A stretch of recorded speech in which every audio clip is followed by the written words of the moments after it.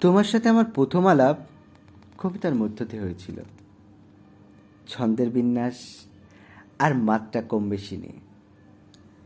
ভালোবাসার অক্ষর পরিচয়ের মাঝে ভাল লাগে তোমায় বলেই ফেলেছিলাম। কবিতার সাথে আমার আলাপ দুঃখ দিয়ে। তুমি সেই দুঃখের জায়গায় আনন্দ হয়েছিলে। শব্দচয়ন, সেমিকোলন, দাড়ি আর কমা, এসব নিয়েই চর্চা হতো প্রতিদিন প্রায়। কবিতা ভাল লাগে, হয়তো তাই তোমায় ভালো লেগেছিল।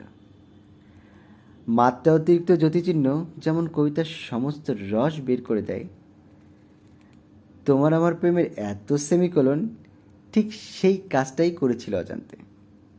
তারপর হঠাৎ একসাথে দুটো দাড়ি, দুটো পুনচ্ছেদ এসে পুরো ইতি টানল ভাব প্রকাশের মাধ্যম কবিতার। তুমি চলে গেলে ছন্দ হারিয়ে আমার থেকে দূরে, আর আমিও অমিতাক্ষরে মৃত হয়ে গেলাম।